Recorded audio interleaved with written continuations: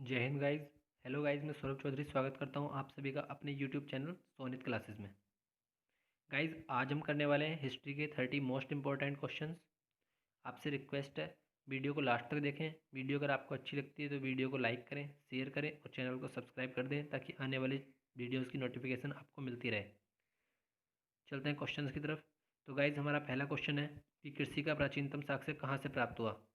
तो गाइज, कृषि का प्राचीनतम साक्ष्य जो प्राप्त हुआ था वो हमें प्राप्त हुआ था मेहरगढ़ से। तो इसका आंसर करेक्ट हो जाएगा ऑप्शन बी। चलते हैं अगले क्वेश्चन की तरफ। अगला क्वेश्चन हमारा है कि मनुष्य ने सर्वप्रथम किस धातु का प्रयोग प्रारंभ किया। तो गाइज, मनुष्य ने सर्वप्रथम जिस धातु का प्रयोग प्रारंभ किया था वो थी तांबा। तो ऑप्शन बी करेक्ट हो जाएगा। चलते हैं अगले क्वेश्चन की तरफ। अगला क्वेश्चन हमारा है कि भारत में पुरापाषाणकालीन औजारों की खोज किसने की थी। तो गाइज, भारत में पुरापाषाणकालीन औजारों की खोज जिसने की थी वो था Robert Bruce foot. Robert Bruce foot को भारत में पुरापाषाण काल के खोज का जनक भी कहा जाता है। तो गाइज, इसका ऑप्शन करेक्ट हो जाएगा ऑप्शन नंबर सी। चलते हैं अगले क्वेश्चन की तरफ। अगला क्वेश्चन है कि प्राचीनतम आहत सिक्के को साहित्य में क्या कहा जाता है। तो गाइज, जो प्राचीनतम आहत सिक्के थे उन्हें कहा जाता है कासार्पण। तो ऑप्शन ए करेक्ट हो जाएगा। गाइज, मैं एक बार आपको बता दूं कि वैदिक काल में निष्क कहा जाता था आभूषणों को। गले के आभूषणों को निष्क कहा जाता था, जो बाद में मुद्रा के रूप में भी प्रयोग हुआ निष्क शब्द। चलते हैं अगले क्वेश्चन की तरफ। गाइज, हमारा अगला क्वेश्चन है कि स्वतंत्रता प्राप्ति के बाद भारत के किस राज्य में हड़प्पा संस्कृति के सबसे ज़्यादा स्थल खोजे गए। तो गाइज, इसका ऑप्शन सही हो जाएगा option C Gujarat. Guys, Gujarat में स्वतंत्रता प्राप्ति के बाद सबसे ज़्यादा हड़प्पा संस्कृति के स्थल खोजे गए हैं। तो गाइज, इसका ऑप्शन करेक्ट हो जाएगा ऑप्शन सी। चलते हैं अगले क्वेश्चन की तरफ। अगला क्वेश्चन हमारा है कि सिंधु घाटी सभ्यता के किस स्थान पर बृहत स्नानागार के अवशेष मिले हैं। तो गाइज, अगर बात करें बृहत स्नानागार की या फिर अन्नागार की जिसमें अन्न रखा जाता था, या जो नहाने की बड़ी सी जगह थी, कुंड था, तो गाइज वो मिला है मोहनजोदड़ो में, यानी ऑप्शन डी करेक्ट हो जाएगा। मोहनजोदड़ो जो भी पाकिस्तान में है, सिंध का वो इलाका, वो पाकिस्तान में है। तो गाइज, ऑप्शन डी करेक्ट हो जाएगा। चलते हैं अगले क्वेश्चन की तरफ। अगला क्वेश्चन हमारा है कि सिंधु घाटी काल में कौन सी लिपि सर्वाधिक प्रचलित थी। तो गाइज, सिंधु घाटी सभ्यता जो थी उसमें जो लिपि प्रचलित थी वो थी भाव चित्रात्मक लिपि। तो ऑप्शन बी करेक्ट हो जाएगा। चलते हैं अगले क्वेश्चन की तरफ। गाइज, अगला क्वेश्चन हमारा है कि मेसोपोटामिया के साक्ष्यों को हड़प्पा स्थलों के लिए किस शब्द का प्रयोग किया जाता था। तो गाइज, इसका आंसर करेक्ट हो जाएगा ऑप्शन सी मेलुहा। मेसोपोटामिया के जो साक्ष्य थे हड़प्पा स्थल, उनके लिए कहा जाता था मेलुहा। उनके ग्रुप को एक तरह से मेलुहा कहा जाता था। तो ऑप्शन सी करेक्ट हो जाएगा। चलते हैं अगले क्वेश्चन की तरफ। गाइज, इसमें एक बात और बता दें, बाकी के जो तीन ऑप्शन है दृशदति, सुवस्तु और परुष्णी, गाइज ये वैदिक काल की नदियों के नाम थे जिनके नाम बाद में बदल दिए गए। चलते हैं अगले क्वेश्चन की तरफ। गाइज, अगला क्वेश्चन हमारा है कि हड़प्पा संस्कृति में आग में पकी हुई मिट्टी को क्या कहा जाता था। तो गाइज, हड़प्पा संस्कृति में जो आग में पकी हुई मिट्टी थी उसे कहा जाता था टेराकोटा। तो ऑप्शन बी करेक्ट हो जाएगा। चलते हैं अगले क्वेश्चन की तरफ। हड़प्पा कालीन किस स्थल पर पूर्णतः किलेबंदी का प्रमाण मिला है। तो गाइज, अगर बात करते हैं किलेबंदी की तो इसका ऑप्शन करेक्ट हो जाएगा ऑप्शन डी कालीबंगा। कालीबंगा में पूर्णतः किलेबंदी का प्रमाण मिला है। चलते हैं अगले क्वेश्चन की तरफ। गाइज, अगला क्वेश्चन है कि सर्वप्रथम किस ग्रंथ में भारत का प्राचीनतम भारतवर्ष का नाम मिला है। तो गाइज, इसका ऑप्शन करेक्ट हो जाएगा ऑप्शन सी। तो गाइज, इसका ऑप्शन सी यानी अष्टाध्यायी। अष्टाध्यायी लिखी है पणिनि ने। तो गाइज, ये भी याद रखें। अर्थशास्त्र जो है वो लिखा था चाणक्य जी ने। जो इंडिका है ये मेगस्थनीज ने लिखी थी। तो गाइज, अगला क्वेश्चन हमारा है कि किस पुराण में मौर्य वंश के संबंध में अधिक ऐतिहासिक जानकारी मिलती है। तो गाइज, अगर बात करें अधिक ऐतिहासिक जानकारी मौर्य वंश के बारे में जो मिलती है वो मिलती है, या तो मिलती है अर्थशास्त्र से जो चाणक्य जी ने लिखा है, या फिर मिलती है विष्णु पुराण से। गाइज, चलते हैं अगले क्वेश्चन की तरफ। गाइज, अगला क्वेश्चन हमारा है कि ऋग्वैदिक काल में अधिकारियों के समूह को क्या कहा जाता था। तो गाइज, अधिकारियों के समूह को तब कहा जाता था रत्निन। तो गाइज, इसका ऑप्शन करेक्ट हो जाएगा ऑप्शन सी। अगला क्वेश्चन हमारा है कि राजा को सलाह देने वाली प्रमुख संस्था क्या कहलाती थी। तो गाइज, राजा को सलाह देने वाली जो प्रमुख संस्थाएं थीं उन्हें कहते थे सभा और समिति। गाइज, इतिहास में इन्हें राजा की दो पुत्रियां बताया गया है। सभा और समिति राजा की दो पुत्रियों के रूप में मानी गई हैं। तो ऑप्शन सी करेक्ट हो जाएगा। चलते हैं अगले क्वेश्चन की तरफ। गाइस, अगला क्वेश्चन हमारा है कि ऋग्वैदिक काल में पशु चारण योग्य भूमि को कहा जाता था। तो गाइस, ऋग्वैदिक काल में अलग अलग भूमि के अलग अलग नाम थे। तो गाइज जो पशु को चुगवाने के लिए जो भूमि थी जिसमें पशु चरते थे, तो गाइज उन्हें कहा जाता था खिल्ले भूमि। तो गाइज इसका ऑप्शन हो जाएगा करेक्ट ऑप्शन सी। इससे अगला क्वेश्चन हमारा है कि ऋग्वेद के किस मंडल में दशराग्य युद्ध का उल्लेख मिलता है। तो गाइज अगर बात करें दशराग्य युद्ध यानी 10 राजाओं का युद्ध जो था, वो 7वें मंडल में इसका उल्लेख मिलता है ऋग्वेद के। तो ऑप्शन ए करेक्ट हो जाएगा। चलते हैं अगले क्वेश्चन की तरफ। गाइज अगला क्वेश्चन हमारा है कि सत्यमेव जयते किस उपनिषद से लिया गया है। तो गाइज अगर बात करते हैं सत्यमेव जयते की, तो वो लिया गया है मुंडक उपनिषद से, यानी ऑप्शन डी करेक्ट हो जाएगा। गाइज इससे अगला क्वेश्चन है कि उत्तर वैदिक काल में लोहे के साक्ष्य का उल्लेख सर्वप्रथम कहाँ से प्राप्त हुआ। तो गाइज उत्तर वैदिक काल में लोहे के साक्ष्य का उल्लेख जो हमें प्राप्त हुआ है वो हुआ है अतरंजी खेड़ा से, ऑप्शन सी करेक्ट हो जाएगा। तो गाइज अगर हम बात करें कि वैदिक काल की, तो गाइज वैदिक काल में आर्यों के आने से पहले लोहे की के बारे में यहाँ के निवासियों को कुछ नहीं पता था। उत्तर वैदिक काल में लोहे का प्रयोग किया गया और लोहे के साक्ष्य अतरंजी खेड़ा से मिले हैं। चलते हैं अगले क्वेश्चन की तरफ। गाइज अगला क्वेश्चन हमारा है कि जैन धर्म के अंतिम तीर्थंकर महावीर ने अपना पहला उपदेश कहाँ दिया था। तो गाइज जो जैन धर्म के अंतिम तीर्थंकर थे महावीर स्वामी, उन्होंने अपना पहला उपदेश जो दिया था वो दिया था राजगृह में। उससे अगला क्वेश्चन है कि प्रथम बौद्ध संहिता का आयोजन किसके शासनकाल में हुआ। तो गाइज अगर बात करते हैं कि प्रथम बौद्ध संहिता का, तो गाइज इसका ऑप्शन करेक्ट हो जाएगा ऑप्शन बी अजातशत्रु।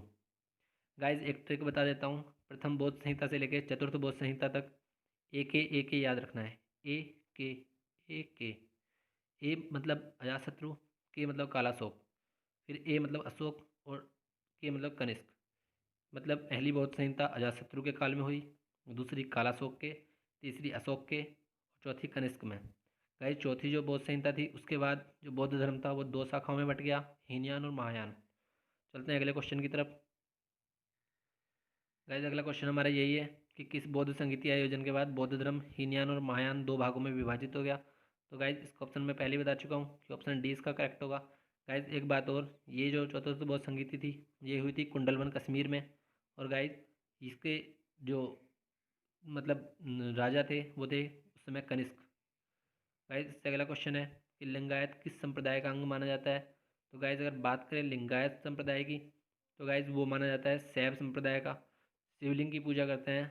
तो गाइज इस तरह से भी अपन याद रख सकते हैं इस चीज़ को कि वो शैव संप्रदाय का अंग माना जाता है लिंगायत समुदाय। चलते हैं अगले क्वेश्चन की तरफ।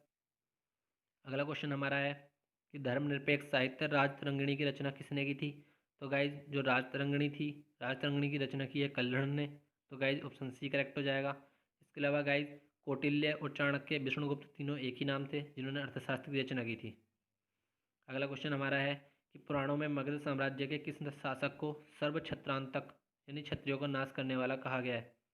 तो गाइज इसमें 2 ऑप्शन दिए हुए हैं, दोनों ही करेक्ट नहीं है। गाइज इसका आंसर है महापद्मानंद, जो धनानंद का बाप था। गाइज महापद्मानंद ने अपने ही पिता की हत्या करके ये प्राप्त किया था, वो एक दासी पुत्र था। गाइज चलते हैं अगले क्वेश्चन की तरफ।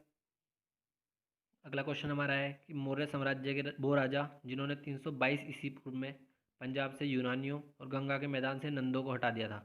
तो गाइज अगर बात करें 322 ईस्वी पूर्व की, तो उस समय चंद्रगुप्त ने अपना शासन स्थापित किया था। तो गाइज इसका ऑप्शन करेक्ट हो जाएगा ऑप्शन ए। इसके अलावा गाइज जिस नंद को उन्होंने हटाया था वो था धनानंद। तो गाइज ये भी याद रखें 322 ईस्वी पूर्व में उसने धनानंद को हटाकर सबसे पहले अपना अधिकार जमाया था। और गाइज इससे अगला क्वेश्चन है कि सिकंदर के आक्रमण के समय मगध साम्राज्य का शासक कौन था। तो गाइज अगर बात करें सिकंदर के आक्रमण के समय, तो गाइज मगध का साम्राज्य का जो शासक था वो था धनानंद। लेकिन धनानंद के साम्राज्य से पहुंचने से पहले पहले ही सिकंदर की सेना हार गई थी और ब्यास नदी पार करने से मना कर दिया था। चलते हैं अगले क्वेश्चन की तरफ। गाइज एक एक्स्ट्रा चीज़ मैं बता दूं कि सिकंदर की सेना में चंद्रगुप्त कुछ दिन के लिए एक गुप्तचर के रूप में भर्ती हुआ था। तो गाइज वहाँ पे उसका नाम रखा गया था सेंड्रोकोटस। सेंड्रोकोटस के रूप में उसकी पहचान उजागर हुई थी। गाइज चलते हैं अगले क्वेश्चन की तरफ। गाइज अगला क्वेश्चन रिपीट हो गया है, चलिए अगले क्वेश्चन की तरफ चलते हैं। किस अभिलेख में सर्वप्रथम सती प्रथा होने का उल्लेख मिलता है। तो गाइज सती प्रथा होने का उल्लेख मिलता है एरण अभिलेख में। गाइज सती प्रथा की जो व्यवस्था थी वो उत्तर वैदिक काल के बाद शुरू हुई थी। वैदिक काल का जो साम्राज्य था वो मात्र सत्तात्मक था। उसमें स्त्रियों की पूजा होती थी, लेकिन उसके बाद जैसे जैसे बाहरी आक्रमण होते गए स्त्रियों में सती होने की घटनाएं होती गई और ये एक प्रथा बन गई। तो गाइस इसका ऑप्शन करेक्ट है ऑप्शन डी। चलते हैं अगले क्वेश्चन की तरफ। गाइस अगला क्वेश्चन है कि मेगास्थनीज किसके शासनकाल में भारत आया था। तो गाइस अगर बात करें मेगास्थनीज की, तो मेगास्थनीज आया था गाइस चंद्रगुप्त मौर्य के शासनकाल में। दरअसल मेगास्थनीज जो था वो सेल्यूकस और सिकंदर के दरबार में उनका इतिहासकार था। इसने जो पुस्तक लिखी है वो है मेगास्थनीज इंडिका, यानी या केवल इंडिका भी बोल देते हैं। और गाइस अगर से अगला क्वेश्चन है कि अशोक के अभिलेख किन लिपियों में उत्कीर्ण है। तो गाइस अगर बात करें अशोक के अभिलेख की, तो वो तीनों लिपियों में उत्कीर्ण है, यानी ब्राह्मणी, खरोष्ठी और अरामाइक, तीनों में।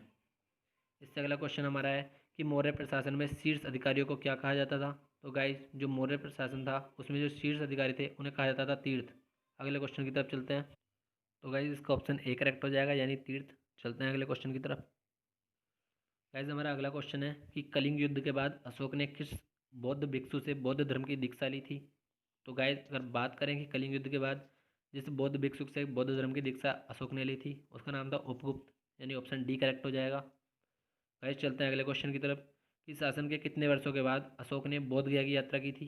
तो गाइस अशोक ने अपने शासन के 10वें वर्ष में बोध गया की यात्रा की थी, यानी ऑप्शन ए करेक्ट हो जाएगा। चलते हैं अगले क्वेश्चन की तरफ। गाइज अगला क्वेश्चन है कि मौर्य शासनकाल के दौरान भू राजस्व की दर निर्धारित थी।